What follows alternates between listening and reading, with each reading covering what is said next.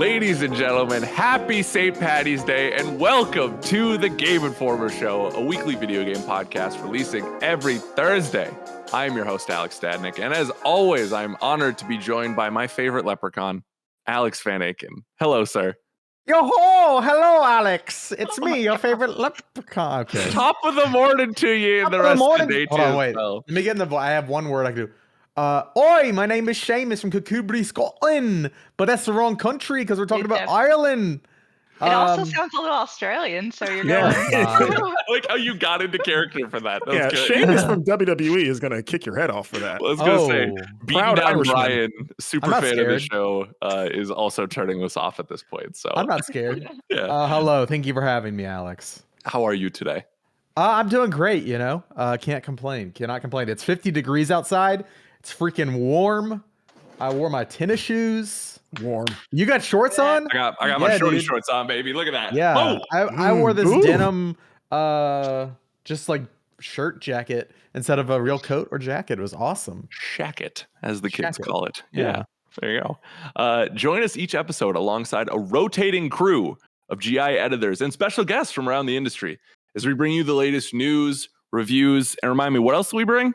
The big man swag. Every damn I'm episode. sorry, that was cringe. My bad, dude. Well, you have the power of I this. hate myself. Yeah, he'll run it through the cringe filter in Premiere. There we go. Bro, Premiere would explode if it had to edit that out.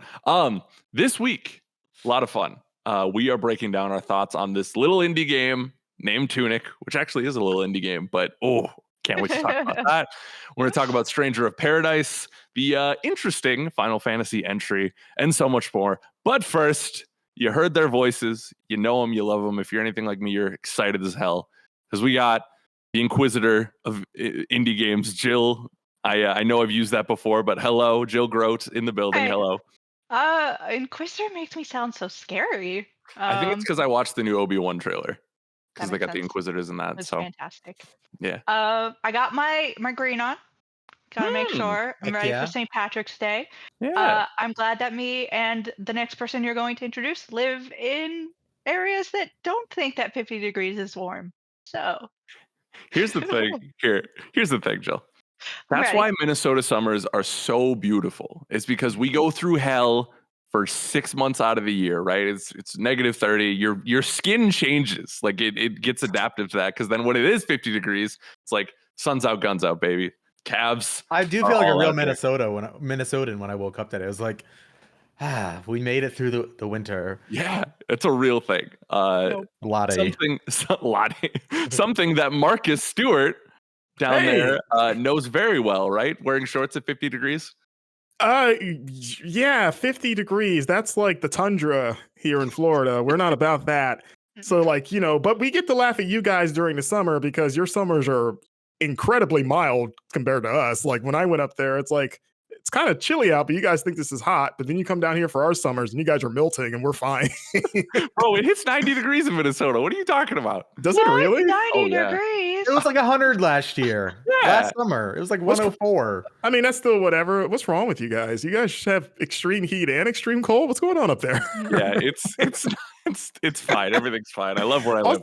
Also, I'm wearing green today, which I did not know was St. Patrick's Day. I never know when it is. It's not my holiday, but it looks more teal on the camera. It looks very teal. Yeah, like I'm looking at myself on the camera. It's really green. If you were here in person, I don't know why it looks teal on camera. You're literally lying. You're doing the Kim Kardashian thing she did like a week ago, where it's like, what color's the jacket? Dress. What is she doing? Like preschool quizzes on Twitter? What is what color is my jacket? Everyone. Hey, you know what? She's working hard, and you should too. All right, everyone just needs to work hard. Sorry, I mean, she's okay. I don't have any. I got any beef with Kim. Good job on. Okay, well, that's another topic for another podcast. Alex got a list. A vendetta. This week we're gonna jump into. There's some news that I think technically came out last week, but it is a series that is close to a lot of our hearts here, and that is Overwatch 2. And we got some news on that. Alex, break it down for us. What do we need to know about Overwatch 2? Yeah, this was written by Mr. Wes, GameInformer.com/news. Blizzard is decoupling Overwatch 2's PvP and PvE, and a PC beta was announced for April. So, of course, Just disclaimer ahead of time, important to keep in mind. Everything going on with Activision Blizzard for the last 6 months? year, 6 months. It's been a long time. But yeah, ongoing allegations, investigations from the California Department of Fair, Employment and Housing against the company over a reported toxic workplace culture. We've covered it to death, but hey, heads up in case you're new here. We like to put that disclaimer on games that they publish or work on. Blizzard has announced that it is decoupling Overwatch 2's PvP, like I said. So what does that mean? Well, originally Overwatch 2, when it was announced, it was like, okay, there's going to be new PvP, but that is still tied to Overwatch 1. If you play Overwatch 1, you can play the same maps and content. You're just not going to get the cool new skins and character models and stuff, right? And along with that, with Overwatch 2 was this new, I believe it was a co-op PvE, more of a campaign focus. Story mode, basically, yeah. Story mode, yeah. That they're now removing that part, the PvE part, the story mode part, and putting that on the back burner so they can focus on getting PvP out the door and into players' hands. So there's a quote from a press release from Blizzard saying, quote, "Overwatch is evolving, and our first step towards increased communication and a consistent cadence of updates for our community. We are incredibly excited to share information about our plans for the upcoming months. We are changing our release strategy by decoupling Overwatch 2's PvP and PvE experiences from one another to get new PvP content into your hands sooner while we continue to work on PvE." And yeah, that's the other half of this news is a beta that is coming in April for PC in all regions. Blizzard says this is quote, "This closed beta will include a larger group of testers who we will ask to provide gameplay feedback. For this phase, the goal is to test our new features, content, and systems before we shift to stress testing the servers with a wider player base in future beta tests."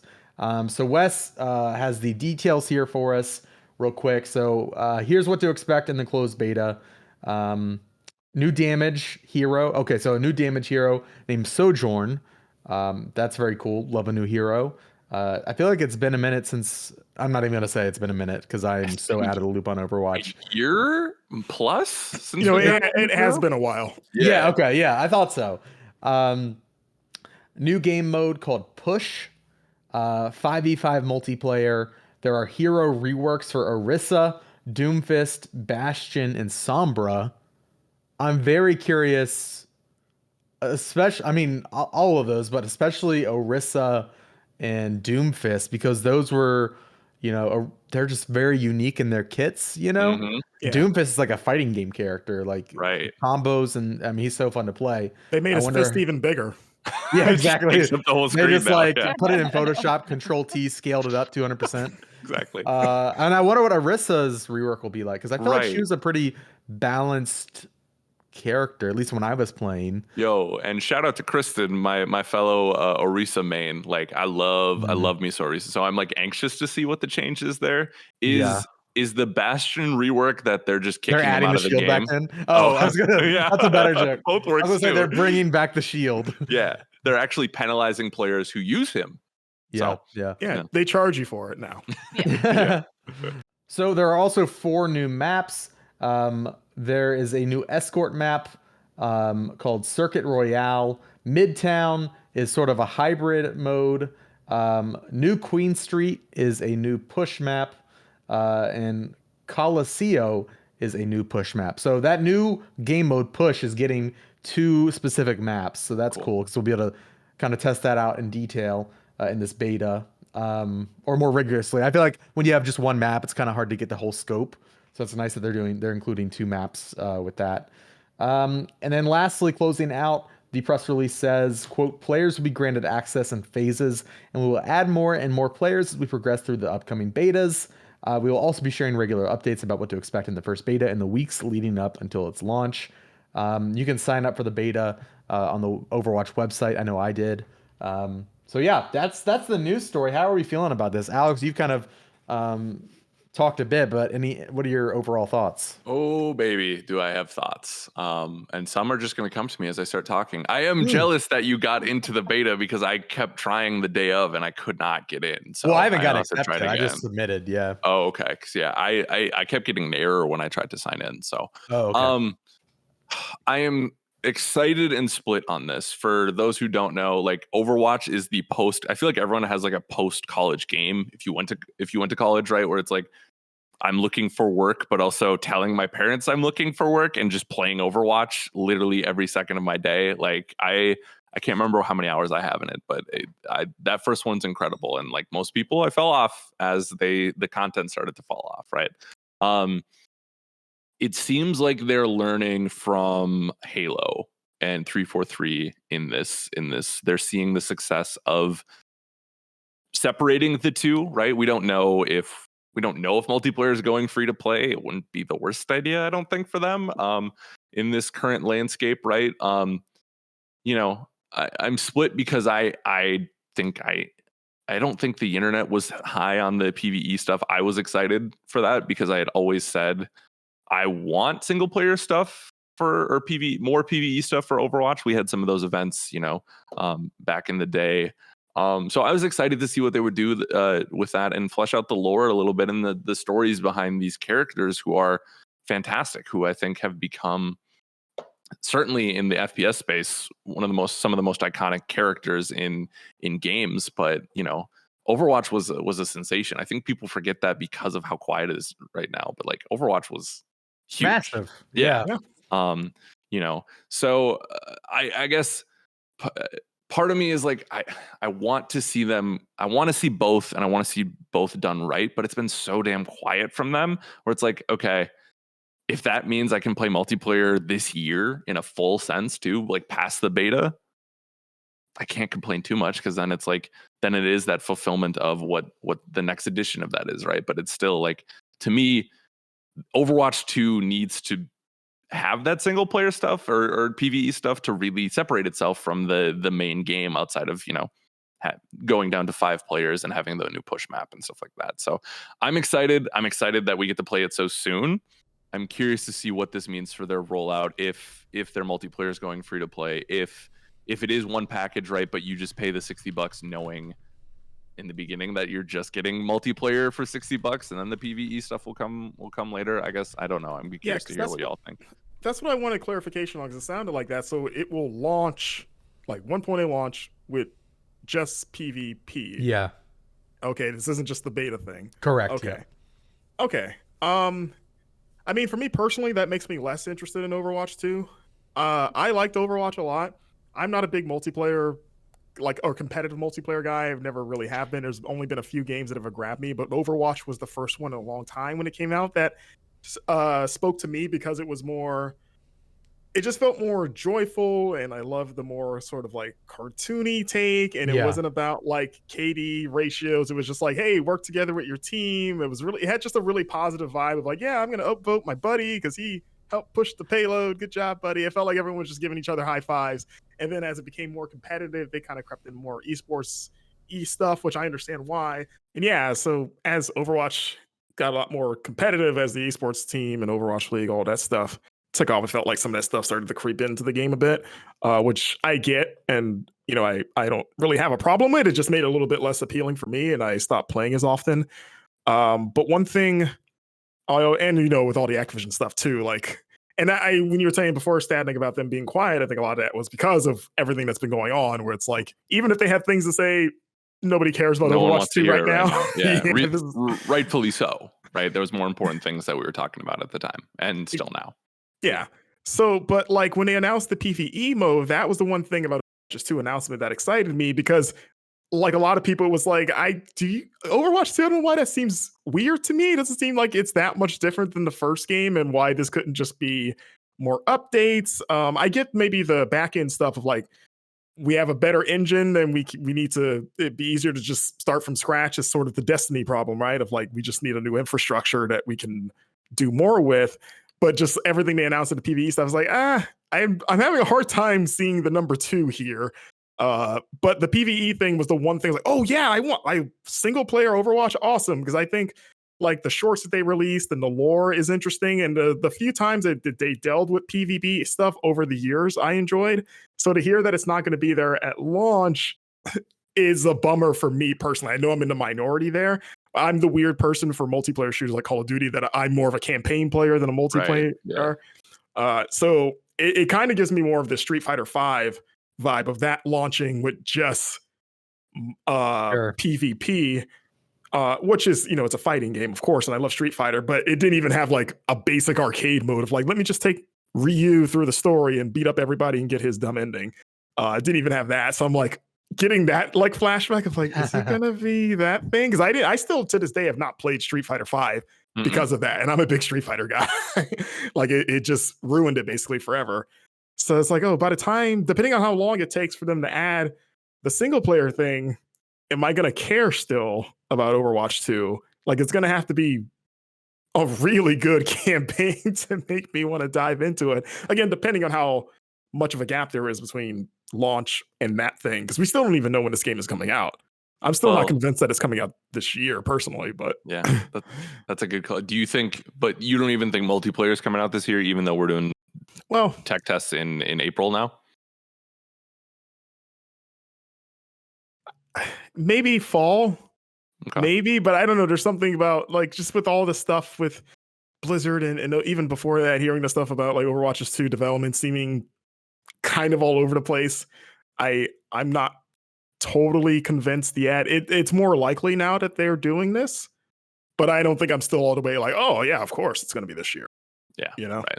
And and it could depend on the reception to this tech test, right? Like maybe everyone hates it. They're like, oh, we need to leave this in the oven a little longer. Yeah. I mean, I think I talked about it on a show either last week or one of the videos that we did, right? When developers adapt a model similar to something like 343, where 343 is very much like, nope, we screwed up here. Like, that's okay. Like y'all told us that, we're going to change that and this. It seems like they're trying to go towards that model, which makes sense because now, not legally, they're not a Microsoft owned IP yet, but they will be. So it's like, trying to learn those best practices now is a good thing, but that may lead to extended dev time, Plus, 343's was better because Halo Infinite didn't launch without the campaign. Correct. The multiplayer was first, but it was a beta and it was free. Right. It's just like, hey, we need to test this out, and it was only like a few weeks before the game launched in full, so it's not really the same thing. It was more just like what most multiplayer games do, right? We're still waiting for like co-op and stuff like that, but that's not as big as like there's no story in this game. Halo needs a lot of things right now, but that's a different podcast. But Jill, what are thoughts on Overwatch 2, this news? I kind of echo what everyone else has said. Like, I know we've talked about this for a long time, so I don't want to go on, but there's just for me, there's a definite cloud over everything involving Activision Blizzard right now, and we'll see if that starts to feel better as the acquisition goes through with Microsoft, and whether or not they're changing things up, and hopefully that gives this game a good chance of everybody getting to jump in and not feel icky about it. But that's kind of where I am right now. Yeah, I think just to close this out, my main issue, my main concern is, I feel like to make Overwatch 2 like really bring me back, it needs like a major content drop. So I'm wondering if like, how many maps are we getting? How many new characters are we getting? Like I feel like I really need this to feel like a sequel, and less of like an expand for me to really dive back in. So that's always kind of been my concern, especially because it's always been tied to the first game. So I'm just super curious how that all plays out. I mean, we're getting 4 maps, new characters, bunch of character rework. So that's cool for this beta test. But yeah, I'm more so curious than anything. But that's the for the week. Alex, should we get to topic of the week? Can we please? Let's do it. Man. So this topic of the week here is Tunic. This game hasn't been at least announced, I think, for 8 years, something like that. It's been a long time coming. E3 2017? I mean, it was actually announced before then, but that's when most people heard of it. Was that like the Right. big That reveal, was but it the had been big, around? like, yeah, everybody, like, this is on your radar now. It was at the Xbox Yeah, kinda like showcase. how Cuphead was, because Cuphead had been announced before the big Xbox thing. Yeah. Right. Yeah. Yeah. So this comes from Andrew Scholdice, I believe I'm pronouncing that right. Yeah. And then the publisher is Finji. But this is the adorable Zelda-like, Souls-like game that features cute little fox in a beautiful isometric world. And this was always one I looked forward to during, like, especially when Microsoft was doing the ID at Xbox showcases at E3, right? The indie section. And I was like, okay, where's Tunic? Where's Tunic? There was a while I didn't know if it was coming out, honestly, like because it had been quiet for so long. And then I think at one point they said 2020 came and went. It wasn't there. 2021 came and went. And then we're here in 2022. And Jill, you got to review it and you I get to did. tell us if it's worth the wait or not. Oh my God, is it worth the wait, you guys? It is so good. It was one of those games that I went into and I was almost scared to review because I've Yeah. been watching the development for so long. Like, Yeah. I so hope that this is good. And it blew my expectations out of the water. I love it so much. I gave it a 9.75, which is a very Wow. unusual score Jeez. for Game Informer. So Yeah. um, it's so worth picking up. And they just announced today that it is Game Pass day one. So pick it up if you have Game Pass. There's absolutely no reason not to.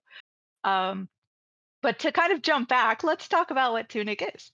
Um, as Alex sort of pointed out, it is following this adorable little fox.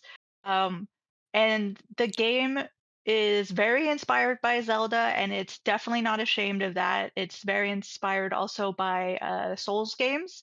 Um, so it's not going to be that easy romp, that you want to give to like kids. This is not a child game. This is a game for people who love video games, who've been kind of steeped in the tradition a little bit. You can still enjoy it if you're just a new player, but if you have some background with older classic titles, or just like video game kind of visual language in general, this is going to be a really magical experience because it uses that as sort of a language for you, because it does not tell you much, if anything, directly. Um, you are going around, it's all sort of centered around the idea of collecting these pages, and the pages are a sort of virtual in-game um, Guidebook, instruction booklet. manual. Yeah. Yeah. And it's so nostalgic, even though I didn't grow up in the era where you had like these little guidebooks that were the only thing that sort of got you through a gaming experience. It made me nostalgic, and that's an amazing thing. um as you're flipping through this guidebook, it tells you like, okay, here's how you attack, here's how stamina works, but then it also starts to really tell you things about the game, and you have to be paying sort of close attention to figure out like what it's telling you, because it tells you everything and nothing. It's so fantastic because most of the guidebook is written out in this sort of uh glyph language. There, Okay. it's gibberish. It means nothing. Some of it's in English, some of it is readable. You've got little symbols, you've got little arrows, you've got little like indications in the instruction book, but you're not going to be able to figure out exactly what's happening just based off of reading this. It's a lot of piecing things together, and I just absolutely fantastically love this sort of game. We were talking about this last week, and I managed a little secret in there if anybody was watching. In the style of like Secretive Tunic. It's a game very much like Elden Ring, that aspect of Elden Ring that people love so much. It's not at all holding your hand. You're gonna go through and it's gonna be 100% on you to figure stuff out. But when you figure it out, you feel so good. You are proud of your achievement. And there's just like aha moments all over the place. Well, that's So all.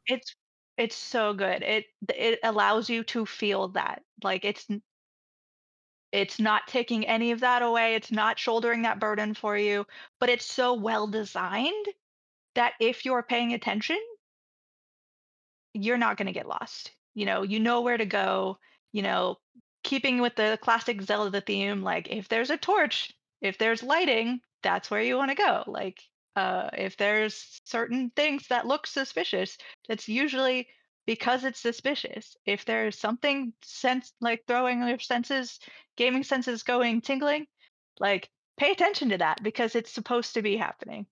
Um and it's such a great feeling. It's so amazing to play through and to have this experience.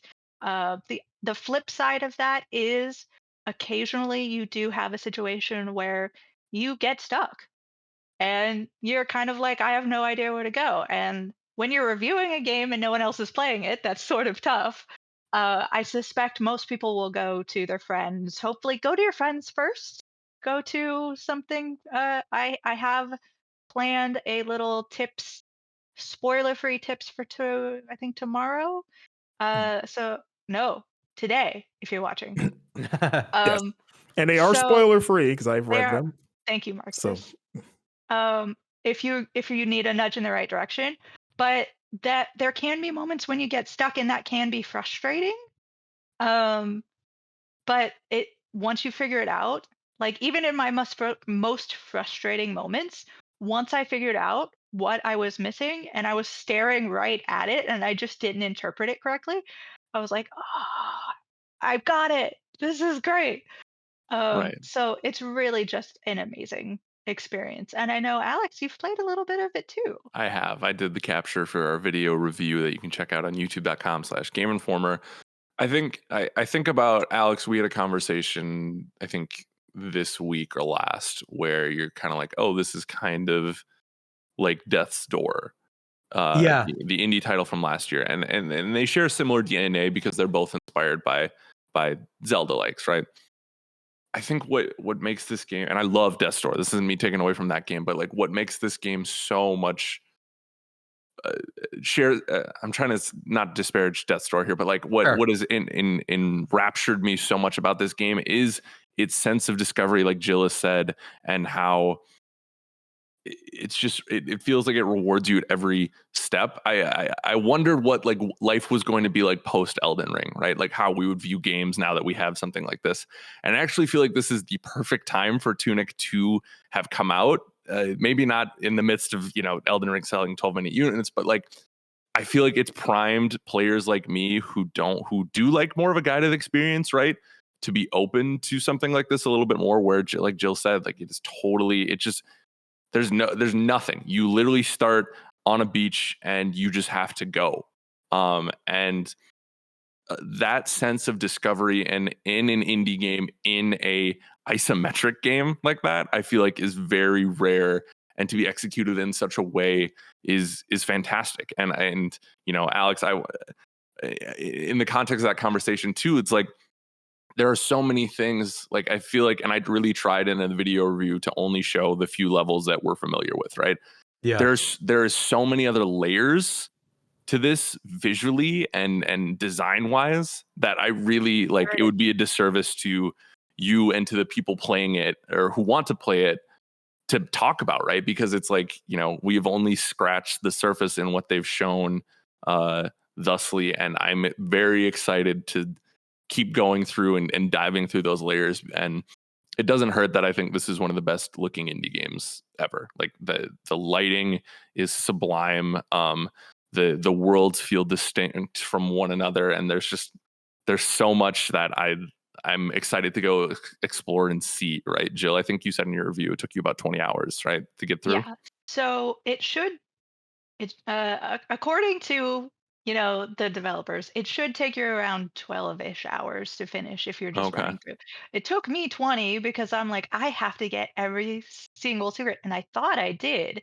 And I rolled credits, and then I found out there's a whole new world out there afterwards. So I ooh. have spent now, I think, 35 to 40 hours in this game finding post game stuff. Wow. And I've been like messaging Static because he's the only one who's Right. been like playing. I'm like, oh my gosh, I just found this thing and I can't believe it. Yeah. Like a whole new thing I wasn't even expecting. It got brought up in a meeting, right? And I was like, I said something along the lines of like, this is like Elden Ring, and I got a reaction from the editorial team, right? But it's like, Yes. I don't think that is. I guess we can't credit Elden Ring for coming up with discovery in video games, but it is giving me the same sensations of that. It's the new Breath of the Wild. God. I mean, yeah, it does have those moments of like, oh my God, I feel like I should not be here, but I am. And now I'm exploring the space and it is incredible. And I just don't. And then that is just such brilliant design, right? Because then it makes you check every corner and you're like, oh, what's going to be behind this? And, you know, I'm infatuated with this game, and it is the first game post Elden Ring that has got me to put Elden Ring down and be like, oh, I really want to pay attention to this. And it's a game where I'm thinking about it when I'm not playing it, and then I think about Elden Ring and I can play that, and I think about Tunic and I play that. You know what I mean? It's just it is such a joyous experience and a celebration of why games are great. On top of, Jill said it in her review, but a fantastic score, absolutely awesome music that I will be looking for the vinyl of. Like, you know, it is so. What did you say in your review? It was. I called it chill beats to fight to. Yeah, I was so proud of that line. Well done. Yeah, but so the composer good. is Life Formed, and that is a team of a married couple, and I wanted to shout that out because I don't think I mentioned that in one of my like features that I just put up. So like good, very good score. Check it out. Yeah, right. And I actually weirdly think that playing the demo almost was a disservice to what this game is. I mean, there's like I got through it. I'm like, y'all didn't do that. I thought I knew what I was getting into, and then I didn't. Yeah, which is that's the good portion of it, right? Like setting that expectations and then going not completely different, right? But like just adding on to that in such an interesting way. But I do know I have friends who's like, yeah, I played the demo and it's like, it's cool, right? Like there's some Zelda combat. I played it like, you know, I've played it before, right? But it's like, especially this being on Game Pass, it's like you've barely scratched the surface, and even in that first area, there's a lot of stuff different than in the demo that I was surprised and like at. So. I know where Static is right now, and I'm so excited for him because he doesn't even know. He hasn't gotten there yet. Bro, you don't even know. You don't even know. And it's one of those games that's so hard to review because you can't really talk to anybody about it. Right. So I can't be like, yo, did you check this out? So I'm really excited for people to start playing it so that I can actually talk to them in like as veiled language as humanly possible so I don't give anything away. And speaking of giving stuff away, be really cautious, okay? A lot of this game is visual, and visual spoilers are going to be out there. So be really cautious on what you look at, and be really cautious about like if you want to go in blind, it's really the best way to do it because that sense of discovery. If someone's told you, oh, this thing does this, you don't get that and you miss some of the magic. So be careful. Yeah. And people on the timeline, don't be dicks. Don't tweet stuff out, you know? Marcus. Marcus, you're someone who has played the Tunic demo many times. It sounds like in its 8-year development, public development anyways, like you haven't cracked into this yet, right? I have not. Yeah, I've played at different PAXs over the years, and all the demos that they've released publicly I've played. So I've been keeping an eye on this game for some time, hoping that it would be as good as it apparently is. I have not played it yet. I've had it for a couple days. But I'm still like neck deep in Elden Ring and Horizon, and it's so hard to not, because it's like I want to play this like now, but especially compared to Elden Ring, like, do I need another game like that? Or like this needs my undivided attention to like find all the secrets and stuff. Like, I don't know if I want to do a disservice to both of those games by dividing my attention like that. So it's like I want to at least finish Horizon because I'm much further in that before I get to this. But I'm super excited. And I was thinking this just now, you guys are comparing it to like Death's Door. What I've been thinking more of is Fez. This is reminding me a lot of when Fez came out, and even the header image you chose, Jill, for your review. It's Fez-like Yeah. is the floating island and the color palette. But hearing that the game, has all these secrets and that's going to be one of those games where the internet's going to come together and compare notes and be like, oh, did you do the thing? Did you know that you could do this? I don't know why I just keep thinking like, oh, is this almost like a new Fez, which is exciting because Fez is one of my favorite indie games of all time, and I loved it when it launched. So I'm excited to kind of almost relive, and it's funny because that was like 10 years ago now. Yeah, that was 2012 when that came out. So it's like 10 years later, we have like a quote unquote new Fez. It's a totally different game, but I don't know why it just makes me think of that. But no, I think that's spot on. I would say this is less obtuse as Fez was, right? Because I felt like in Fez, if I was missing something, I was missing it, and I was never going to find it. Right? We're not going to be deciphering a language. Yeah, as far as we know, well, see, you don't know, right? This game could have everything for all we know. The secrets run deep. I only have one other question really for this, and this is for you, Jill. And this is the kids are going to love this because it's actually culturally relevant, and Okay, I'm ready. people can't stop. TikTok answer. Yeah, Jill, what exactly does the fox say? Oh my God. Done. GI show's canceled. Yeah. Doesn't What? say That's anything. Isn't that He cool doesn't still? say, our poor little fox says nothing and everything at the same time. Yeah, I mean, silence is a statement too, right? I can't believe you got on this show and did that. That's cool, Alex. All the kids love that song. Did I miss something? Did that come back? It never left. It's back now. Yeah, it's actually the credits song in this game when you beat it. Dude, no spoilers. What the hell? I'm sorry. You got to go through the secret wall and you get the hidden ending and they play the song. Yeah. I like the idea of the credits rolling and it's like, what does the fox say? And then it's just silence because he doesn't talk. Crickets. Yeah. Oh, well much done, like bro. that joke. That was good. I liked it. I don't think it was, but VA as a fan of the indies, right? You're I think one of the biggest Death's Door guy in the office from last year.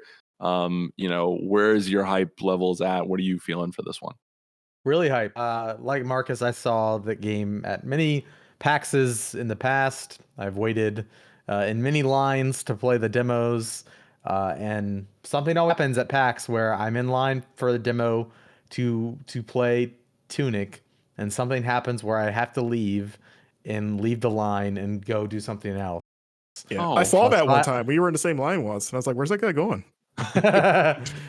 And so I have never played Tunic, despite going to 2 or 3 demo areas to wait in line, because the line was always ridiculous, and I was dumb and didn't make a media appointment.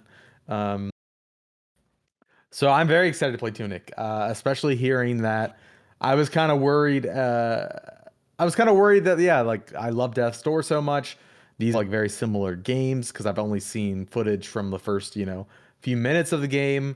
I take it back. I did play one of the Steam demos, but so I've just been really curious about how it's all going to shake out, and hearing that it is just there's so much focus on exploration really makes me excited, because that is really one of the driving factors of my enjoyment in video games.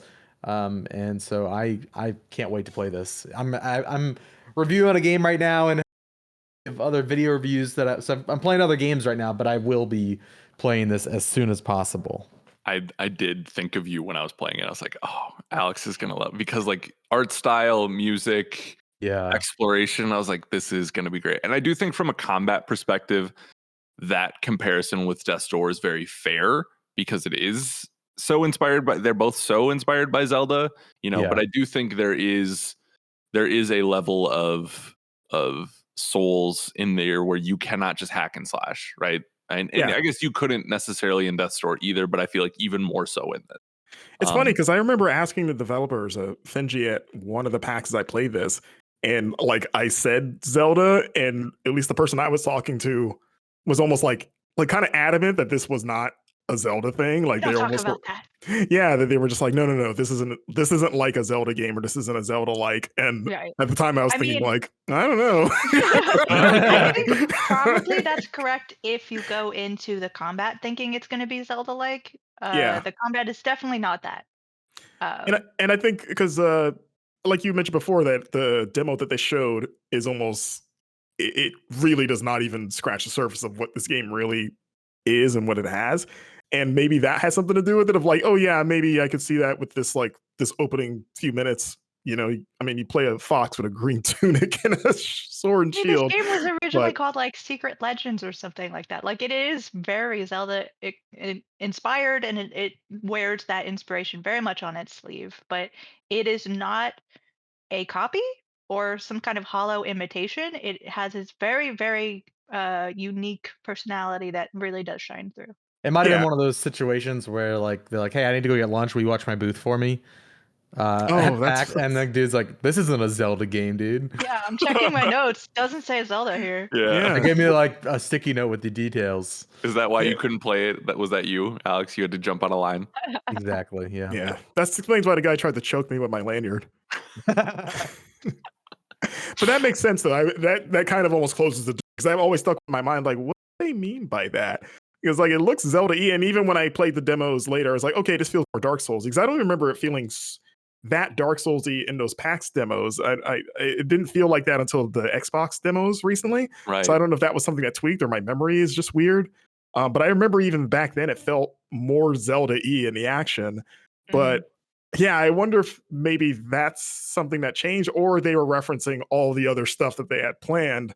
Because, like, based on again, Jill, what you've said, it sounds like the secrets in this game go far beyond what really any Zelda game has done in terms of like just the scope and. Oh, if you could see over here, I've got like a wall of red twine. Just How are the You're- bosses, Jill?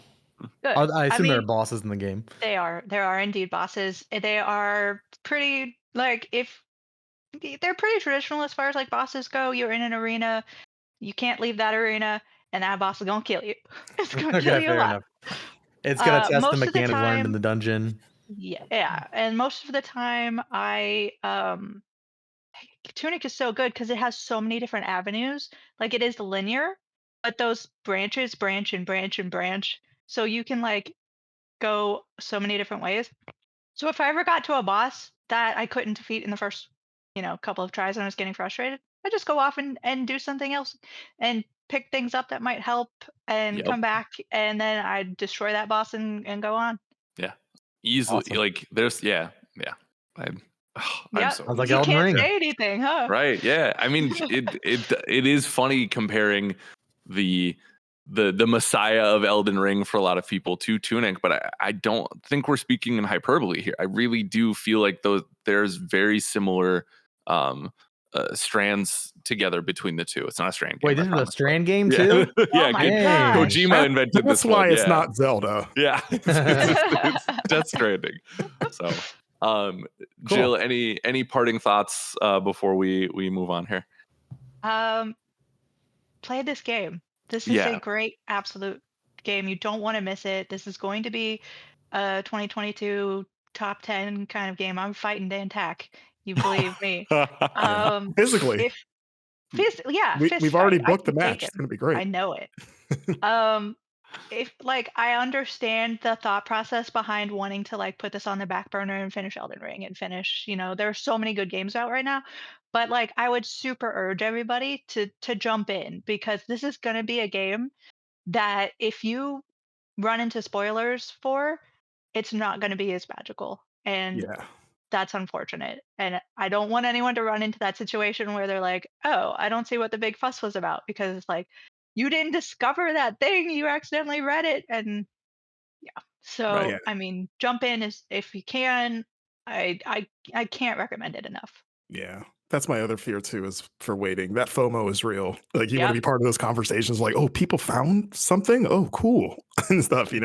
Right. So And I really do think they're complementary experiences, and obviously, it's hard to share that mind share, right? But I think the pump has been primed for this game to be successful in the people's minds who maybe aren't as comfortable in genre games like this. So Right. And it's about a 12-hour experience, so you can get through it in a weekend if you want. Yeah. mm. I'm excited to finish it. I can't say yet, but I do think this is on track to be, in my mind, like Limbo, Ori, like some of the best indie games we've had. So very excited to keep playing through it. So Awesome. Hark. Dost thou hear? The Dost horns. thou hear? Chaos. The horns. The chaos approaches. The horns of chaos. Welcome back to the GI Show. We are joined by the one and only, the EIC. You know him, you love him, Andrew Reiner. Hello, sir. Hey, how's it going, everyone? It's good. Yeah, it's good to have you. It's a rare occurrence to have you on the show these days. You're busy being the editor-in-chief, I suppose. We got to change that. I need to play more games. True. Yeah, Marcus, there you go, editor-in-chief. It's going to be sitting there for you. Oh, wow, what a surprise. I You didn't know I was go to getting all a of his promotion meetings. today. Congratulations. Yeah. Thank you. I knew playing all those games would help. Yeah. Reiner, speaking of playing games, you actually did get to sit down and play a interesting title, we shall say. Stranger of Paradise Final Fantasy Origin, the action RPG from Square Enix. And this is a wild mixed bag, Reiner. What are your initial impressions of the, because you've beat the game, you reviewed it, but like give me the spark notes on what the hell this game is. First, I have to correct you. It is, according to Square Enix, a hardcore action RPG. Oh, okay. A new genre. Yeah. It's got some, it's like a Strand game. It's got some attitude. It's all rage, all muscle. And that all kind of begins with the character Jack, who basically sums up this game in a nutshell, right? Like he is terrible. He's awful. But as a human being and just a interesting character, he is not, right? But he's great on the battlefield, right? So you get the best and worst of Jack in this game. And Jack's mission is to kill chaos. That's what this entire story is about. I know last year when the demos came out, people were making fun of it because he's like, I got to find chaos. I got to kill chaos. That's just a small snapshot of Jack. That's all he does in this game. And the storytelling does nothing around it. Like that's the sole beat here. They try to do a couple things with the king and the princess and stuff like that, but it's all about Jack and his party questing for this being that they don't even know if he's real or not, but they want to take him down for whatever reason. They hold these dark crystals. Is chaos a concept or a person? You see him at the beginning as a person, but they don't know that, right? Like you're seeing behind the scenes what they don't see, but they have these dark crystals. They're chasing this power. You learn along the way that, hey, guess what? Here's a spoiler. Chaos is real. And you got to go take him down. So it is a very solo-minded game. The story really kind of brings down the experience, which is a shame because the combat is fantastic and it has kind of a level of depth you don't often see, even in RPGs. There is a lot to Jack. He's a jack of all trades. Maybe that's what they should have called him. That one is so, yeah. Yeah, I'm sorry. But he is, he could switch between, I don't know how many jobs there are, 22, 23, I don't remember. But at any time, he can be any job. So he could be a warrior. He could be a white mage. He could be a red mage, a black mage. You could just have him be whoever you want, whatever best suits the battle at hand. And the battles are really good. They're balanced really nicely. Your AI companions actually help and do damage. You don't have to babysit them. They know what they're doing on the battlefield. And then you just have a nice arsenal of moves, whether it's combos or magics or evasive or parry moves that you have at your disposal. You have everything you need, and it feels really good. It's aggressive. It kind of lives up to that billing of hardcore.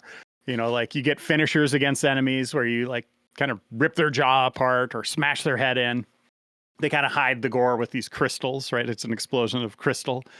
But it's a lot of fun to play. It's just brought down by that story. It's always held in check by that story. Right. And we should back up by saying this is technically a remake of the first Final Fantasy, even though it just only uses that really as a template and then just kind of does its own thing, correct? Yeah, well, I mean, you have a lot of the same beats, a lot of the same environments, setups, and then bosses that you go against. And it's cool seeing the graphics aren't great in this, but the enemies look cool, right? Like Square's artist did a nice job of bringing these beasts to life in new ways. But it is a remake of one. This is a bit of a spoiler just saying this. I didn't put it in my review, but it's kind of an alternate take given where things go. But yeah, it is a very strange thing to remake. They should have just made a new game, and just because it feels so different. It's so divorced from those core Final Fantasy games, even just the Final Fantasy vibe. Every once in a while you'll see an enemy like a cactuar or something like that, and you're like, oh, that's Final Fantasy-ish, or your character will hum a theme song. But otherwise, it feels like it has more in common with like a Devil May Cry or a Brawler than anything Final Fantasy, just from tone even. Yeah, Reiner, the writing in this game is clearly atrocious. That seems to be a big takeaway. But is at least as someone that loves so bad it's good media and thinks that The Room is one of the most entertaining films of all time, is it at least that kind of entertaining bad? Yeah, it's baffling because they go for it, right? This isn't intentional camp. They're really going for it. And at times there's one scene where you meet Jed and Ash, two of your companions, for the first time. And your character Jack's just walking down a street towards this castle or the city. And he just turns around. These two people get his attention. He turns around and they exchange a couple words, then they hold up their dark crystals. And then they fist bump and they decide they're going to journey together. Yeah, they decide to journey and then they fist bump. But it is so cheesy. There's no context. It makes no sense. But you're like, all right, I guess that's how I met these two people I'll be spending the rest of the game with. That's how I met my friends. I was going to say, that's how I got hired. Yeah. We need to recreate this moment. I am so in on this right now. It'll be an Extra Life video for sure. Some other problems it has: level designs are a mess. You can just sprint through combat at times. You don't need to engage, so that will help you get through said confusing maze-like levels. Again, there's a lot of loot in this game that you get that is associated with these jobs that you're leveling up. I love that there's a ton of loot, but pretty much every enemy or chest you open drops something. So it's almost you could too much. Technically go into your menu every like 5 or 10 seconds to see if you got something that's better. I kind of pushed it off to every checkpoint or every save point. Then I'd go in and adjust my character and level up the jobs, which again is very cool, having all that depth. But it's overwhelming at times, just how much is going on. But at its core, the combat is fantastic. You can get something out of that. There's a lot there to like. Difficult boss fights. I know, Alex, that was one of your main frustrations. Yeah, it wasn't so much that I was frustrated that there was hard bosses. It was how the structure of the game led to it, right? Because I feel like in something like Souls or Neo, which I do think this game is taking pieces from, unabashedly in the hardcore ARPG aspect of it, right? But like, those games, at least Souls, kind of like build you up for a boss battle, right? It kind of gives you tells, it kind of like prepares you, right? Whereas in what I've played of Final Fantasy Origin, it very much is like you cruise. If you have any sense of an action RPG, you kind of cruise through the first opening 5 hours of levels, right? But then they ramp up the difficulty for the bosses in such a way I was like, oh, this isn't like this is frustrating more than it is like rewarding in that sense. You know what I mean? Because it feels like such a like, did I change the difficulty on accident? That kind of thing. Like in that first boss, you start to get used to it the more you go in. But like that first boss, I literally couldn't beat it without using the mage character because that was the only one I could get distance from and like hit the boss from afar. So, and I don't know if that gets better as you level up, Reiner. I know like the third boss battle, my expectations were in check, so it's like I handled it easier, but I was still just like, it just feels like an absurd jump at times. So yeah, the harder battles are at the end, but you learn early on that if you keep your distance at times, your AI companions will do work. Right, they will tick away at that health meter. It's not just going to sit there like in a lot of games. Like you can rely on them and be like a cheerleader in the background, like go team, go. Yeah, they're so good that Reiner and I played co-op. And then he just eventually kicked me out of the game because I wasn't as good as the AI. He was like, "Get this scrub out of here." Yeah, I want my AI companions back. Yeah, yeah. The co-op's interesting. Like it's fun to play with another player or a couple players. You got to keep pace with each other in levels. Otherwise, let's say I'm level 80 and let's say Jill is level 60, but Alex is only 5. I'm just going to lop the Alexes together at level 5. Yes. We have to play level 5 levels then. You know, so they can't jump forward. We can't power level them. We're just kind of being held down, and we're so powerful that we're just cruising through those levels. It's not that much fun. Yeah. So if you're going to play with friends, make sure you're all playing at the same time, or your battle level. That's the thing that's most important. It's not your job level, but your battle level is where it needs to be. So you can approach most levels together.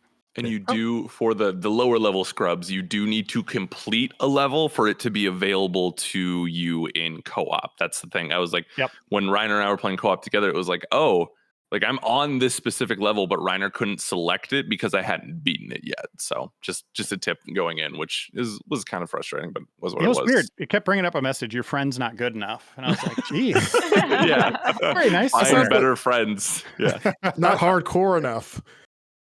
Is this game as, I assume it's not as big as like an average Final Fantasy, right? Like, no, I mean, there's a lot of levels that you go through, but you can cruise through a bunch of them once you get your level up there. Those boss fights are, you know, the choke points where you will struggle a little, but you will be crushing once you get your job levels up. But yeah, I would say I probably spent 25 hours with it. And there's side levels, but there's nothing to the side levels. You're just going to battle a boss, you know, through the same environments. There's a cool end game. Yeah. The end game's interesting. I don't want to spoil that for people, but that's cool. But yeah, it's such a strange, I mean, it lives up to the billing, right? It's such a strange entry in the Final Fantasy canon, and it's not going to be for everyone. Definitely Final Fantasy fans, I think, is going to be, you know, thinking of those core pillars. It doesn't really tick any of them. You know, it's something different, something new. I feel like the combat, I was like, oh, this is kind of evocative of like FF7 remake, right? But I was like, oh, it's not as tight, but it's still good, right? You know, like, you did have fun with this game, right? It wasn't a complete. I did. Right? Yeah. And then the characters would start talking and I'd be like, oh no. Yeah. Oh no, what's happening? That's what the TV mute button's for. Yeah. Just imagine what they're saying. It's probably going to play out better than the actual story. Read text messages. Yeah. Do your own riff tracks for it. Yeah. Go to Facebook, find better friends. Exactly. Yeah. I was playing it. I was sitting there and I was like, I got through about 2 or 3 hours and I thought to myself, man, Blake would hate this game. We should get him to play through the whole thing on on the channel or something like that. But yeah, Reiner, do you have any final thoughts on Strangers of Paradise here? Well, that's kind of it. You know, just gauge your expectations when you see Final Fantasy in that box. Just know it's not the Final Fantasy you know and love. But if that's, you know, if you're just looking for some fun action and playing something cooperatively with a friend that's a little different, yeah, this might be it. Yeah, I'm surprised that's not the back of the box quote. This ain't your granddad's Final Fantasy. Chaos. 10 out of 10.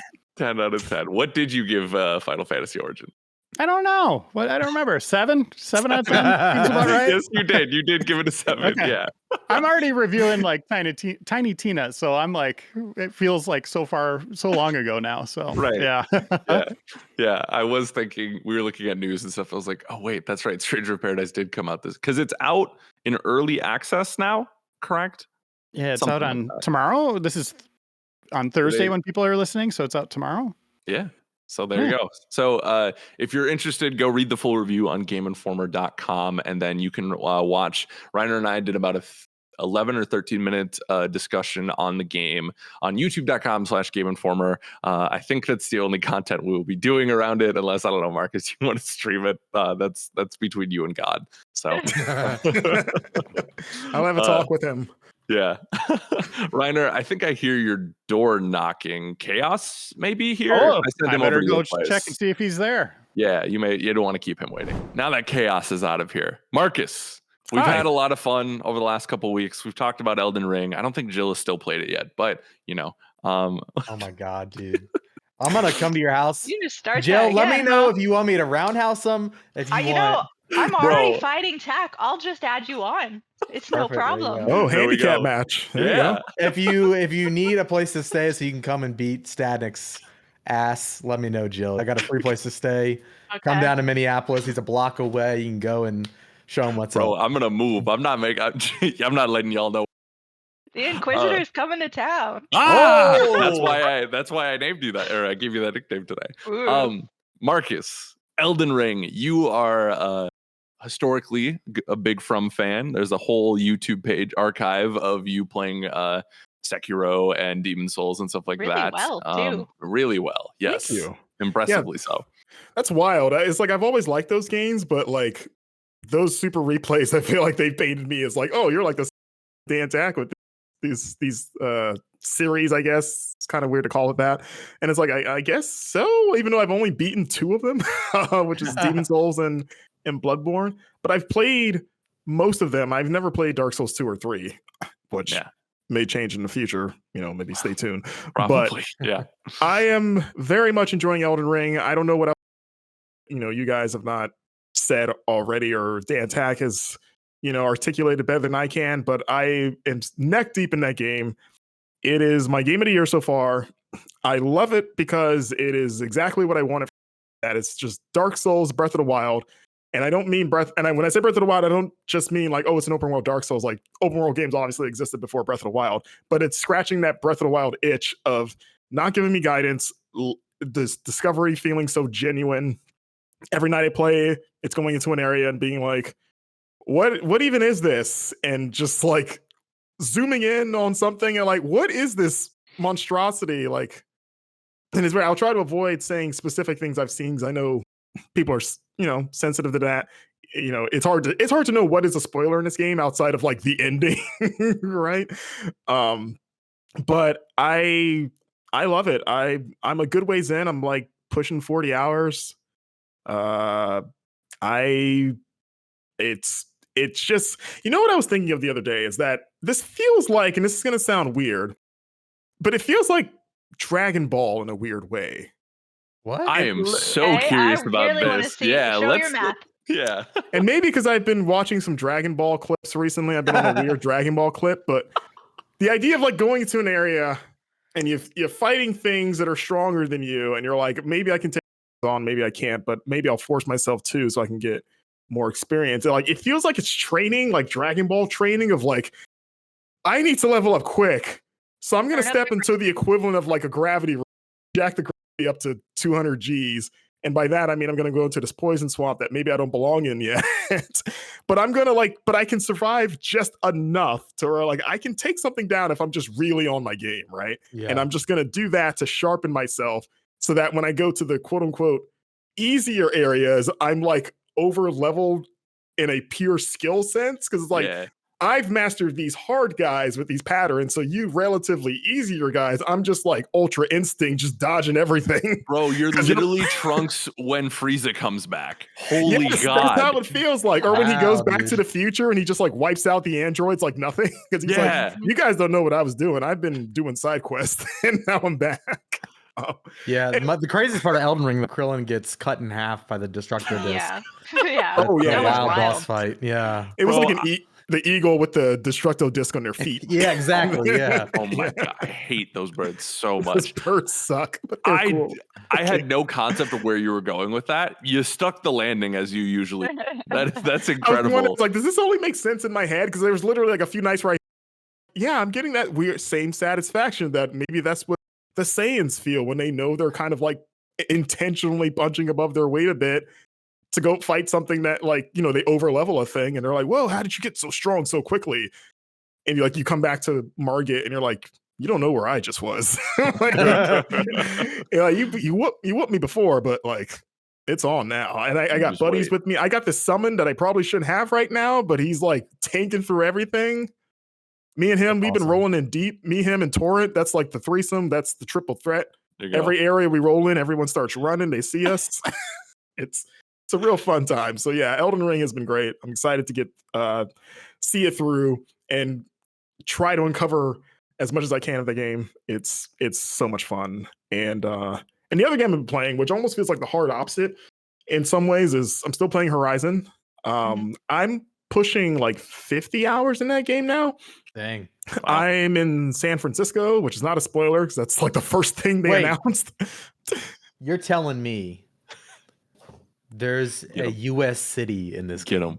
Yeah. You're telling me there's a reclaimed city that we are familiar with because it ties us to the game and makes us interested in playing it? Get him there, What the heck? You're saying that's why the Golden Gate Bridge is on the box art? What? Yeah, I'm in that area just to give people an idea of where I am. So I'm away, but I've been doing a lot of the side quests too. I'm still very much enjoying that game. Going back and forth between them, which I do some nights, can be jarring. Sometimes to Horizon's detriment, because I will say the one thing I've been noticing more and more and has subsequently been driving me mad is just how much Aloy talks, but not in a good way sometimes. Like I don't mind her, being like, it's cold out here or whatever, like little stuff like, rain. My boots are wet. Gotta bring those out. I always love that quote, and I don't know why. Yeah, she says that a lot. There's a snake in my boots. Yes. Who could forget that Classic, one? classic. But the problem is that, I've heard other people like this too, like the way that she will butt in and basically solve problems before you have a chance to really analyze them and take them in. That has become more and more of an issue for me. And I don't know if the game, it feels like it's ramping up the deeper I'm in. I can't tell if that's true or if I'm just noticing it more, especially in contrast to Elden Ring, which tells you nothing. But like I remember there was one night where I actually went into the menu to see if like, is there a way to turn this off? Or kind of like there was in Biomutant, you could turn it off. Yeah, like the narrator, banter, you can have him shut up because he doesn't even say anything. He's just narrating everything you do. Because there's options in the menu for like the HUD of like, oh, do you want exploration mode where you don't really see anything, you just see the essentials, but otherwise the screen's clear. And I was like, oh, I wish there was exploration mode for Aloy of like, hey, don't say anything. Maybe wait, or like there's a timer, or like if I'm staring at a wall for like 10 minutes, then you could be like, have you tried climbing over here? Because like there was like a dungeon where it almost felt like parody where I had to like jump a gap and I'm looking at it. I'm like, oh yeah, I'm gonna jump over there. And she's like, yeah, I probably got to jump that gap. And it's like, yeah, I bet, because that's where the objective is. And then I jump over and we land and she's like, I made it. I'm like, yep. And then before I can even like look at the room, she's like, I bet we got to go over there and unlock that door. And just like, am I on autopilot right now? Like, let me play. Like, I'm not an idiot, especially this deep in the game where like, I have mastered the design. I know all these games tricks by now. I know what to look out for in the environment when I get stuck, but like, I just wish that was less of a thing because it takes the fun out of because one of my favorite parts of the game is like the old world tombs when you're just looking for those ornaments and stuff. I like the environmental puzzle solving there. So having her kind of chime in a lot for those can kind of spoil it a bit. And especially for the story centric dungeons, that can be a bummer too. So that's really my biggest gripe with the game. Otherwise, like I guess most of us, I'm having a great time with it. I'm still floored every time I open it up. It's still one of the most beautiful games I've ever played. It's one of those games where like I can't believe this is like real, basically. And I want to like put this in a time machine and show my younger self. They used to wonder, like, man, when are the video games gonna look like the cutscenes and be like, they did it, man. We're here. Yeah. We made it. And we made it a long time ago, but this is maybe one of the examples of it. Yeah. But yeah, I'm like super sold on the plot. Like it's hit points where I'm like, okay, I need to see this. Like I need to see where this. It has surprised me in some ways. Like, there was points where I thought I knew where it was going, and then they do something weird. You're like, okay, all right, we're doing this now.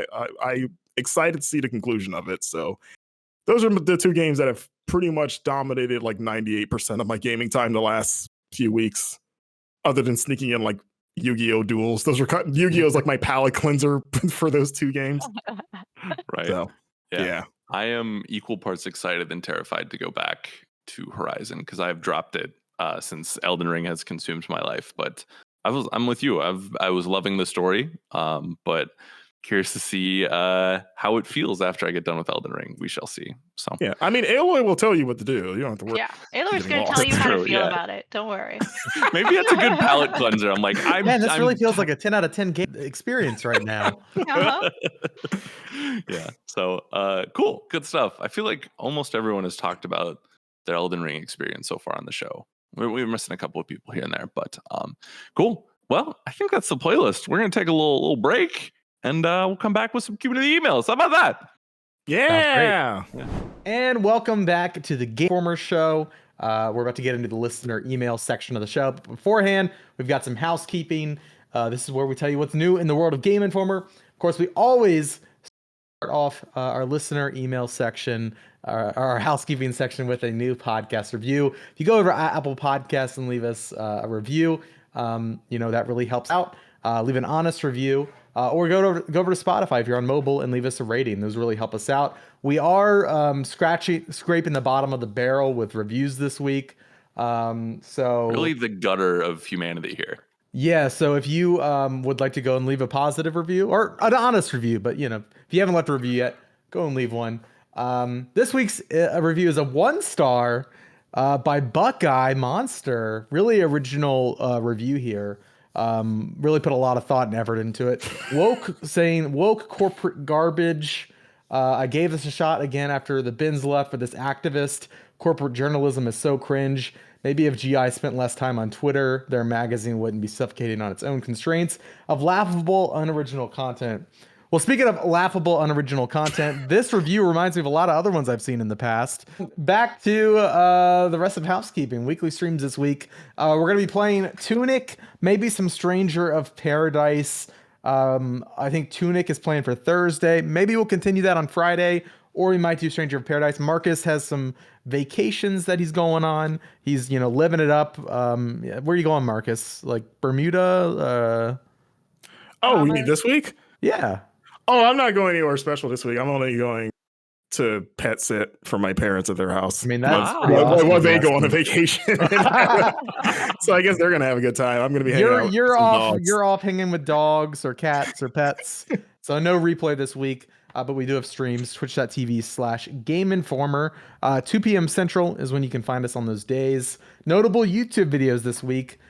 We've got Core Keeper and Ghostwire Tokyo NGTs up on the site, on the YouTube channel. Go check those out. My friend Retro Crumpet, a.k.a. Richard Wood, a.k.a. Woody. He's a returning guest. He told me about Core Keeper this last week, and so we checked it out on Monday. And we got a 2-hour stream archive for you to go check it out. It's like a Minecraft / Terraria game, crafting sandbox game. Really cool. Just launched on Steam recently into Steam Early Access. So go check those out. And then Blake and I sat down for a longer and extended look at Ghostwire Tokyo. I went hands-on with it, captured my session, and we talked about it. So that's it for Housekeeping this week. Of course, remember, go follow the crew on social media. You can follow Jill at FinnRuin. You can follow Marcus at MarcusStewart7. Follow the EIC himself, Andrew Reiner, at Andrew_Reiner. Follow the man himself, Alex Stadnick, at Studnick76. And if you want to, you can follow me at It's Van Aken. Lastly, video gameography. Marcus, you are now the host. Ben is gone. I mean, you were the host before, but you are now running the ship solo. Not solo. With guests. Yeah, well, not just a guest. I have a new co-host. Oh, who? I missed this. Oh, yeah. I announced it in Discord a while back, but John Carson Amazing. Yay. is right alongside me. The new dynamic duo. You guys have great energy together, so I'm sure this is going to be entertaining. Yeah, it's actually secretly a wrestling podcast now. Oh, That's perfect. That's the other announcement. Yeah. That sounds great. So yeah, go check out Video Gameography. All Things Nintendo, of course, hosted by Brian Shea, and From Panel to Podcast, hosted by the EIC himself, Andrew Reiner. That's our new comic book podcast.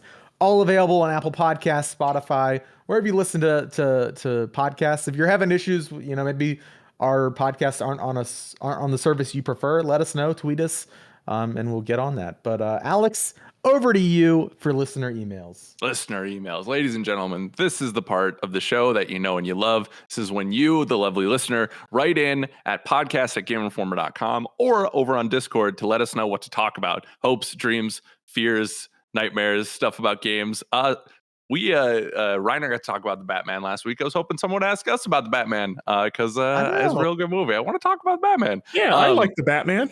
Batman is great. Superheroes. Well, you like some superheroes. Let me write an email. Yeah, quickly. Go to our Discord. Alex, how do people get into our Discord? Yeah, you go to twitch.tv/Game Informer, subscribe at any level or with a Twitch Prime subscription, link your Twitch to your Discord, and then in the Discord app, go look at your integrations, and our server should appear there for you. If you have any issues, email me, alexvanaken@gameinformer.com. There we go. Beautiful. This week is going to be a good one. I guarantee it here. This is from Derek over at Discord. Nice alliteration there. He says, "Hey, GI crew, since Alex asks every time, I figured I'd finally ask. What is a nightmare that you've had recently or have never forgotten? I had a nightmare in high school where I woke up without arms on a hospital bed and couldn't get up.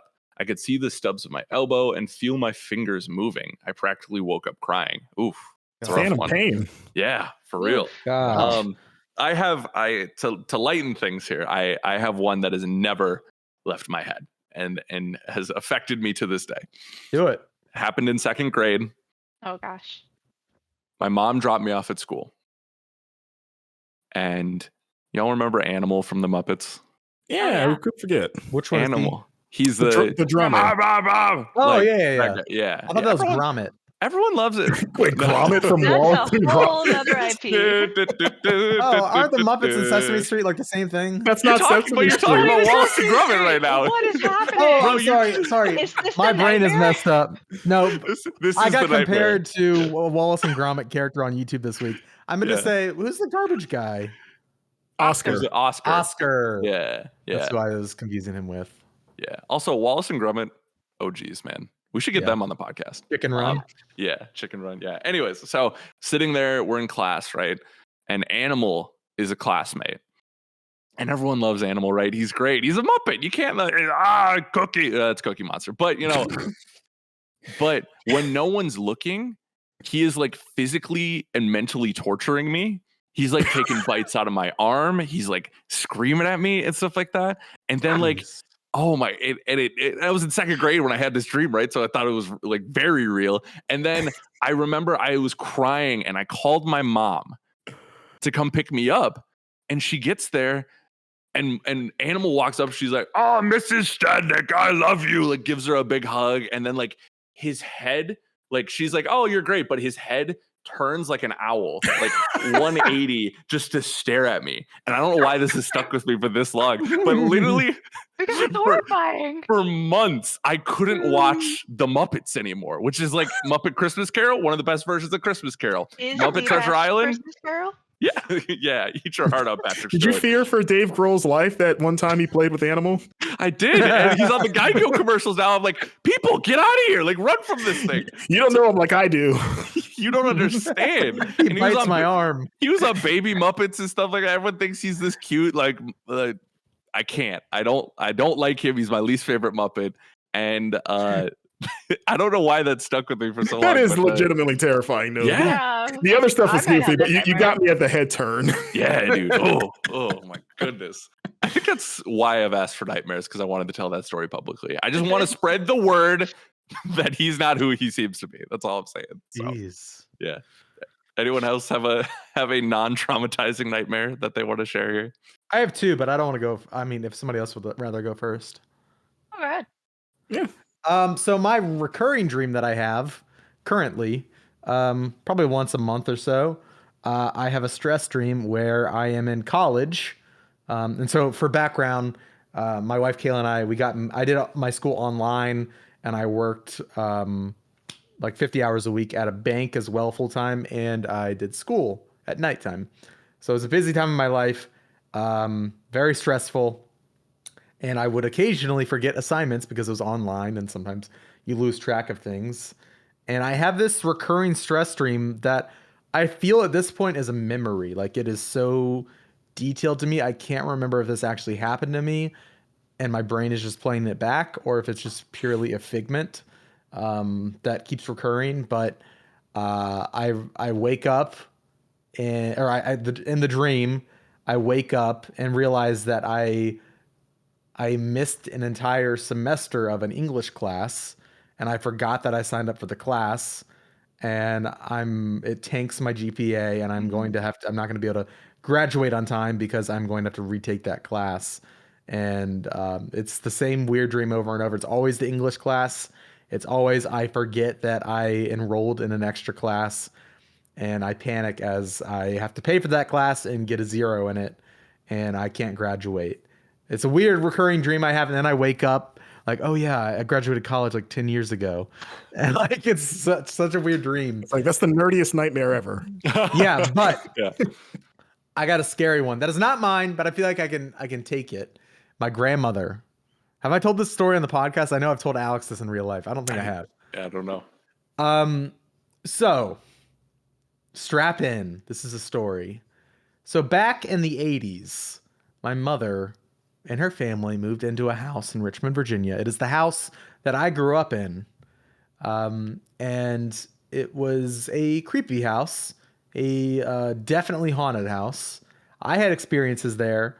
Almost everybody in my family had experiences there. And even people that, do not believe in that stuff had experiences there. And so when my family moved in, it's very cliche. I feel like this is made up, but this is how it was told to me. When it was one of those tri-level houses where like the main floor is technically the second floor, and you got stairs going down, stairs going up. On the top floor was like another attic, like a fourth story that you could walk up into, and it was kind of like part of it was half finished, and then there was a closet that was technically even another fifth story into an unfinished part of the attic. And my mom, that was her room. And when she moved in, there was like a ton of like upside down crosses and like, this is all happening during like the satanic panic, I feel like, now that I think about it. But I do believe my mom that stuff was there, Anyways, fast forward like 20 years.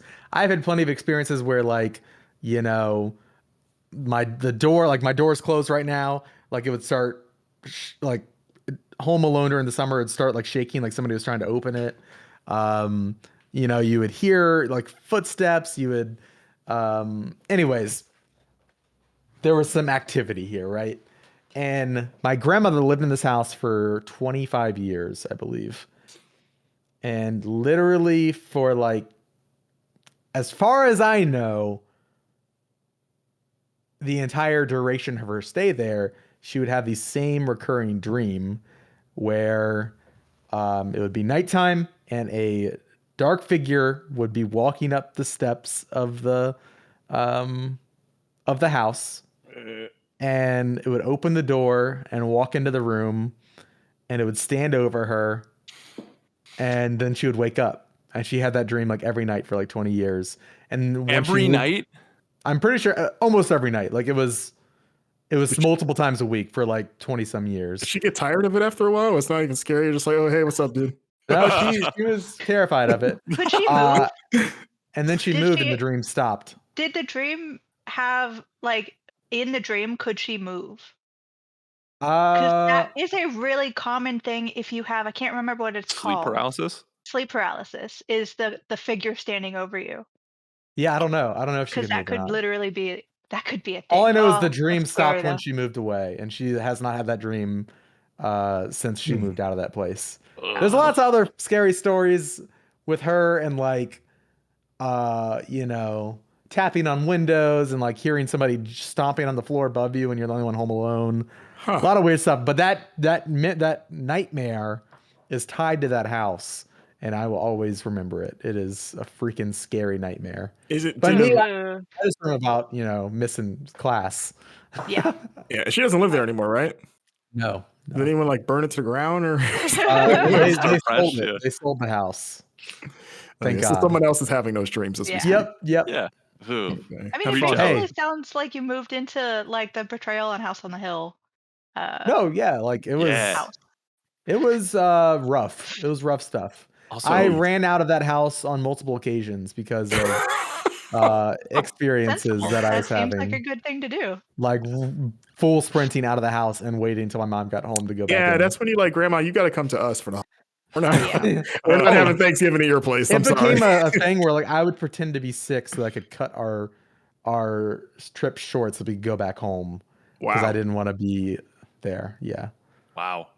The nightmare section is real in the GI show. Yeah. I don't know if I have anything that can top that.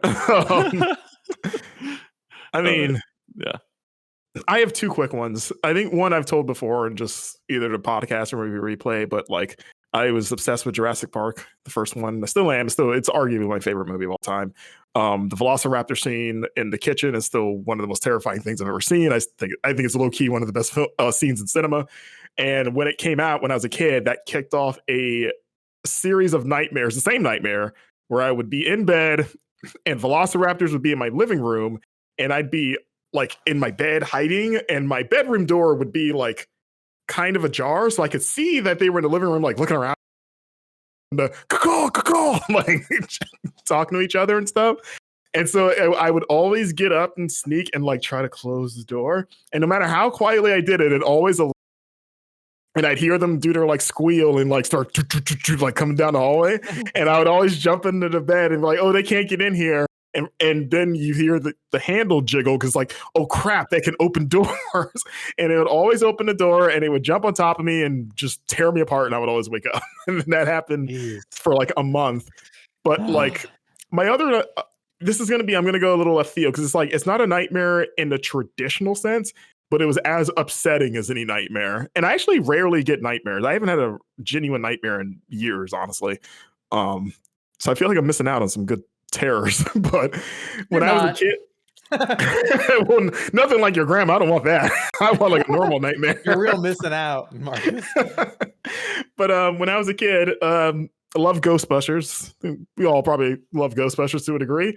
I'm still a huge Ghostbusters kid. And this was around the time that Extreme Ghostbusters was on, if anyone remembers that cartoon. Yeah, see, nobody remembers Extreme Ghostbusters. It was a Ghostbusters spinoff with a younger cast, and they kind of, like, the old cast was there, but they were like, it was literally like, hey, 90s teen grunge Ghostbuster kids, basically like misfits. But it was really good, and it's an underrated show. But I had a dream that I was a Ghostbuster and I was with them and the OG cast. So it was like my dream come true. Like they're all here and I'm part of the team. I got my proton back and we're shooting like a ghost. And like, as I'm standing there, like, yeah, like blasting this thing, I like look away for a second and then look back and I notice the stream stopped and I see that my proton gun has turned into a pine cone. This always happens in the stream. This happened. I've only had this dream once, but I'll never forget it because I was so devastated because it was like I can't do Ghostbuster things anymore. Like, what happened? And I'm looking around, like, is it just me? And everyone else is just like, just shooting, having a good time.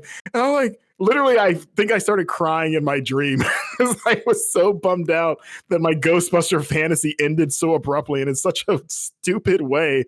And I woke up like that morning, like legitimately like upset, just like pouting in bed, just like about to cry in real life too. Like that's how much it hurt. And I still have never forgotten that dream. Like it's super dumb. So it was a nightmare of sorts because I was robbed of my Ghostbuster power fantasy. Yeah, for real. Marcus, you're a Ghostbuster in my mind. Yeah. Sorry, Jill. Yeah. No, if we ever do like gift exchange sort of thing for Game Informer, we all know what to get Marcus now. Yeah. Yeah. The therapist.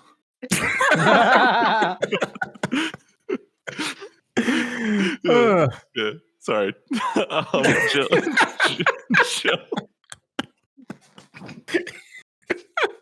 Y'all. Do you have one? I do. I feel Van Aken on the college stress streams. I still have them, even though the horrifying haunted well, house stuff. no, I'm sort of there too, but not the horror house. But like sleep paralysis, like I brought up, because I think I had an episode one time that was absolutely horrendous, and like it was a moment in time where I was really busy at work, so I was super stressed. My spouse was away, traveling for work, so I was in a new place all by myself and stressed. And then I have a absolutely horrendous fear of spiders. So I like dreamt phobia? Full blown phobia. I dreamt that a spider so large, like I can't even imagine, big, black, horrendous creature started from the ceiling and started crawling towards my face, and I could not move to get out of the way. And then it somehow went behind like the headboard, and I woke up and thought it was real because it like I could not tell the difference between like reality really and vivid. dreams. Yeah, so I thought it had really happened for half the night. I had stayed up just Ooh. watching my backboard because I could not move in case the spider came out. And then Yeah. suddenly, like slowly over time, my logic came back, and I'm like, the size that spider had to have been could not be real. And the size of that spider, even if it was real, could not fit behind my headboard. So I slowly had to talk my logical self out of being so afraid that I could not move. Oh my Yeah, god! you Just checked your like- map and you remembered you're not in Australia. Yeah. So that was the most horrifying nightmare situation I've ever had.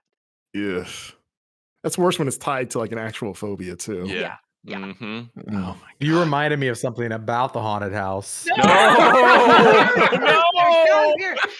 What, where I woke up one time because they were like selling the house and nobody lived there anymore. So there was like spiders and bugs and stuff because nobody's there, right? They're just, and we were like sleeping on air mattresses. We were like, I think we were painting the house or something before they sold it. And I wake up in the middle of the night and there's just a roach on my Okay. body. I'm better with that. I'm better with that. I'm Like okay. that was real, not a nightmare. Like that really happened. That was. But But I'll now I'm take like, that's on Not okay. brand with the other stuff. Like, of course, that would happen at the creepy house. yeah, living in a Yeah. Goosebumps house, like it's every possible variety of horror is in that house. Good lord. Yeah, Marcus is right. They should have burned it down. Speaking of scary things, I used to Casey say burning David. things down. Yeah, speaking of burning things down. Casey David says, hello, everyone. What are some of your favorite scary moments in games? What moments have kept you up at night after you stopped playing a game? Jill, we can go reverse order, and Jill, we can start with you if you'd like, or if you don't Yeah, have one, we can. Okay. I don't play scary games for this particular reason. Like you heard about my spider incident. Like I think there are a couple of things that I've played on stream because people think it's really funny for me to be in front of the scary thing. Mhm. But I'm not even gonna dwell on the scary thing because I'll have another nightmare dream for you guys tomorrow. I All said right. we had you on the Dark Pictures Super Replay. Did any of Yep. that stuff stick, or was that too goofy and dumb? I don't like. I wiped my slate clean of that. I'm not thinking back towards Yeah. it. Nope. Okay, fair. Yeah. Marcus, how about you? I love horror games. Though I'd never scream in horror games. I'm not a screamer. I'll jump and stuff, and I'll feel like that same fear inside. To like ah! But the only time I've ever actively screamed in a game was playing PT, and I played PT during the day that it dropped, and it was like right when word started to spread, like people need to play whatever this weird thing is. And I was like, okay, I'll try it, and it was the part where Lisa grabs you, which is the biggest jump scare in that demo, right? And they built up to it so well because you see her a couple times, and every time, I think the time right before is when she's just standing in the hallway and she doesn't move. So they're like, they want me to walk towards that thing. Like, oh God. And you get through that and you're like, okay, I don't know what's next. I don't know how they escalate from here. And then you walk down the hallway and all of a sudden camera just abruptly whips you around and she's just in your face and kills you. And I remember just literally just like, oh, like screaming and being surprised at myself that I got that bad. Yeah. So that one always stands out. Other than that, I mean, it's always more like the atmosphere is what I usually remember for games. Like, there's individual stuff like, the dogs jumping through those and that's a pretty, talked about one. But I love the sense of dread and or actually Dead Space got me pretty good, the first one. There's a jump scare where and I assume this happens to everyone. I thought it was a random thing at the time. But there's one instance where if you go into the menu, like, you go to like the upgrade bench or whatever, and those rooms are usually safe. They're like, oh, you can go in here and do your thing. But there's one occasion where you go in there, you do your stuff, and as soon as you close the window, there's a necromorph like right next to you, just like scythe going into it. And I remember just like jumping, like, oh, what? Because it felt like it had violated, like, no, this safe space. And I killed it before it did anything. Like, I was pretty quick on the draw, but then for the rest of the game I didn't trust the menu because it's like, well, now that I know this can happen, now I'm just like on edge even more than I was before. So I always thought that was great. Yeah, For sure. Last of Us did something. Last of Us Part 2 did something Oh, similar. when the dudes run. Oh, that got me. Oh, like, yeah. It was the hearing it coming more so than the impact, because it was like in the back when you're like in the bench and you're I'm like, is that what I think it is? Yeah. Oh yeah, that's a good low key one. That one's surprisingly terrifying. Yeah. AVA, I know you are in the similar boat as Jill, but I bet you got one or two here. It's right? like, do haunted houses even scare you in games, having lived? Oh yeah, they terrify me. Man, Murder House. When I was forced to play that game to completion for replay, that was horrifying. There were a lot of good moments in that. I mean, I hated the moments, but they were good. You know, I still need to watch it. I have not seen it. It's awful. There's a lot of moments in that where just like sheer panic. Anytime like you walk out of the hallway, and like he's standing there because he walks around at random, like it's not scripted, as far as like, you know, he's gonna be there every time. You know, that whole game was horrifying. I'm trying to think what else. The Resident Evil Village. There were a lot of moments in that game. I think the doll stuff, the dollhouse. I mean, even when like Lady D is just like walking behind you, chasing you, that stuff scares the heck out of me. Like just knowing that I'm being pursued is some of like the most effective horror. And that gets so many moments. But I think the dollhouse is definitely the biggest and best scare in the game. Yeah. Oh yeah. Yeah. Actually, there's some stuff in the village, like just regular werewolf lichens that just like dude, jump in front of the window at you, and you're like, "Oh my god!" I am a screamer. Oh yeah, I feel like werewolves haven't been scary to me all the time prior to Village. I feel like media, kind of like vampires, they made them too cool at a certain point. Right, so it's like, oh, that's a badass wolf man. He looks cool. And then Village made them genuinely scary in a way that they had not been for a very long time for me. Yeah. And I think that was the genius of that, right? Because it roped in schmucks like me who was like, yeah, I can handle. Yeah, you know, that intro to the Village. They were like, check this out. We got something for you. Hold my beer. I think because the question asks for favorite scary moments, right? And I think recently, over the last couple of years, it's been because I hate horror games, but I have found a love and appreciation for them when I'm playing with my friends and family. And because like Alex talked about Dollhouse, right? House Bienvenue or whatever it was. That one is special to me because I played it with my fiance and her sister, right? We were for Halloween 2 years ago or a year ago, a pandemic era. We went to my friend's place, and my good buddy Joe, who I've talked about before, he played Outlast for us basically, and we were just screaming at him the entire time and left, right, and and then like Little Nightmares 2, the teacher chase easily is one of the scariest things ever. But it was dulled and made more funny because I had my fiance and her sister with me for that. So it's like those moments I look at favorably and like genuinely are favorites because I don't mess with spooky stuff just to be scared. You know, it's not my bag. So I would pay good money to see the three of you on like a ghost adventure style ghost hunt in a haunted area. Oh my god! I'd be you guys have to try of a man. You guys have to try to keep each other sane. There's been a few times in my life where like a haunted hayride or like a haunted forest, like haunted house thing, where like I have sprinted by everybody I was with to get away. Like, you're that guy. I am not brave. I'm like he's not enjoying the ride. You better run too, my friend.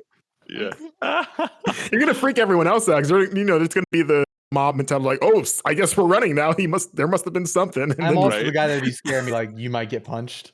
Like that whole thing. Yeah. Yeah. I will say we did promise a what was it, Visage Super Replay? Oh yeah, yeah, we did. For you specifically. Yeah. Oh yeah. So I'm sure when we're back in the office. I'm surprised you brought that back up. You were probably in the clear. I had that floating in the back of my head. I was like, is he gonna say it? I'm a man of my word, and I will. That'll just be good content, and I'm willing to sacrifice my mental well-being for it. So It'll make you stronger. yeah, ladies and gentlemen, what a show! What a show this has been. What did I tell you? St. Patrick's Day, we're celebrating it right with Tunic and video game. Tunic Fox, where's green tunic? That's all I'm Got a saying. green tunic. Yeah. So, and I'm sure there's some green stuff in Stranger Than Paradise, but thank you for watching. Thank you for listening. We appreciate y'all so much. You know, I asked in the Discord, for those of you who aren't in the Discord, I did ask the group if they like, I put out a poll that basically asked, do they like extra stuff in the feed? So like spoiler casts, reviews, interviews, like that kind of stuff. And it seemed overwhelmingly positive on that. So, but let me know, write in podcast@GameInformer.com, hit us up on Twitter and that kind of stuff and let us know. But I think we're going to start doing some extra stuff. I have my eyes on the Halo show a little bit. So, we'll keep you posted with that. But thank you so much for all your support, the kind reviews, the everything y'all do for us. We really appreciate it. So, be good to one another and we will see you next time. Bye everyone.